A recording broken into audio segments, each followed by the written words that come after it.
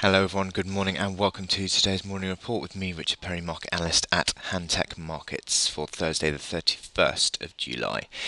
The European markets have traded a little bit mixed actually early on, and that's through a variety of factors really.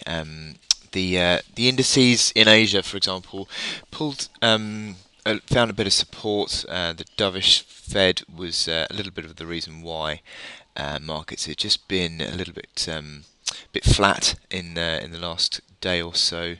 Yesterday you had strong GDP data out of the States, but this dovish Fed, well, certainly the strong GDP meant that investors were a little bit concerned as to what that would mean for interest rates.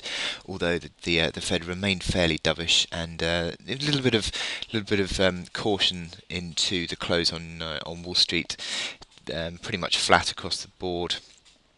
And also then into Asia as well. But those Asian markets were flat, but the Nikkei being flat is, or slightly lower in fact, is a bit of a surprise considering the incredibly weak yen that we've seen in the last couple of days, or certainly over the last week or so. But certainly yesterday was incredibly big sell-off for the yen, and the fact that the Nikkei didn't take advantage of that is interesting. Maybe that's something to watch in the coming days. But certainly the European markets have found a little bit of support. That's maybe in front coming.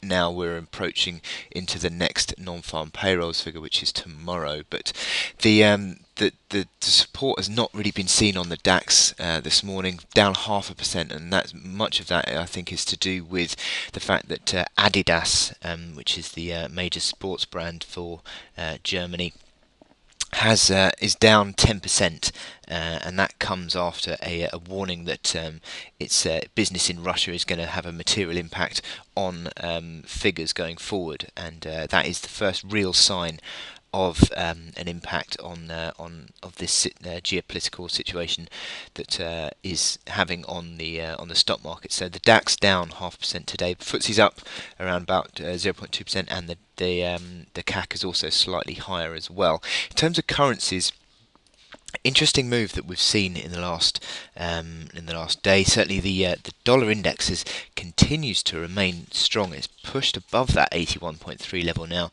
and that has been a key level for several. Across the last few quarters, really, 81.4 it's up at now. It remains supported today, but is it just beginning to approach some sort of a correction zone? I think the fact that this dollar index has had such a strong run higher in the recent couple of weeks, you're also approaching some key levels on these markets as well, and it could be now that it's coming close to a bit of a correction territory. But I'll talk you through that in the analysis charts later. In terms of what we've got lined up for today, you've got the Eurozone HICP, which is the inflation data, and that comes out at 10 o'clock. That is the flash data, and that is forecast to stay around about that 0.5%. And that is at 10 o'clock, as I said. There's probably not going to have too much of an impact because that's been flat pretty much at 0.5% for the last couple of months anyway. So that would be the third month that it's sees that figure. And then into the afternoon, we're looking at the weekly jobless claims, forecast to jump slightly to 300,000. But look at last week; it was actually at a multi-year low dating back to 2006. That is at 284. So a slight jump anticipated there, but certainly that would be no real damage done it if it did pull back to 300,000. It's still a very low number for the period, and it would suggest that the US economy continues to remain on the recovery track. So takes me to my chart of the day, which is Euro Sterling. It's a very interesting chart on Euro Sterling. I've been focusing on the fact that you've had this 21-day moving average over the past few months has been capping each of these rallies or consolidation patterns, and then you see that being the basis of the next leg lower. Every time it's hit that 21-day moving average, it's pulled lower again.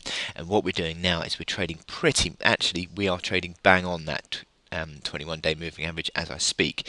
So could this now be just another chance to sell? Well, if you look at the momentum indicators, they're still just having just unwound that oversold position that we have seen, and it just looks as though this could be, as I said, at the moment, just another chance to sell. That RSI just back to that mid 40 point again, which is where it continues to pull back to, which during these mini technical rallies or consolidation patterns, whatever you choose to call them.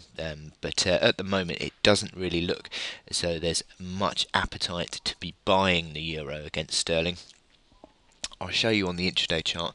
I said in the morning report that I wrote earlier that I think 79.40, which is that reaction high from the 24th of July. I think 79.40 is the initial level it needs to break out. But even if it does move above that, I still think that 79.80 is the key resistance on a near-term basis, which was that rally high from the 15th of July.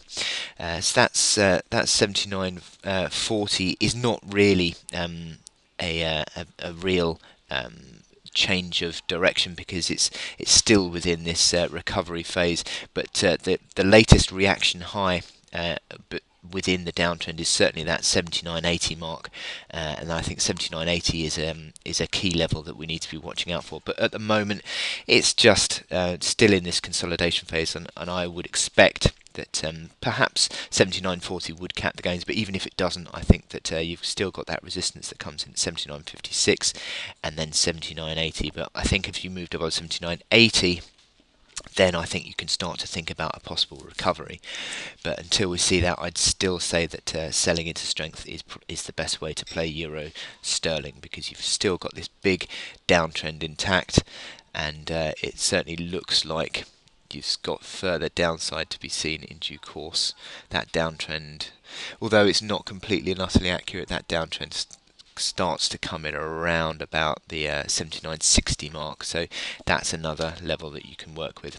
Anyway, I wish you good luck in your trading on euro sterling today. That inflation data at 10 o'clock could certainly have an impact. If it jumps to 0.6% or even 0.7%, then euro would certainly have a bounce on the back of that. But I think in expectation of a 0.5% move, I don't see that there's going to be too much movement on this euro. Anyway, I wish you good luck in your trading, and I will speak to you later. Thank you.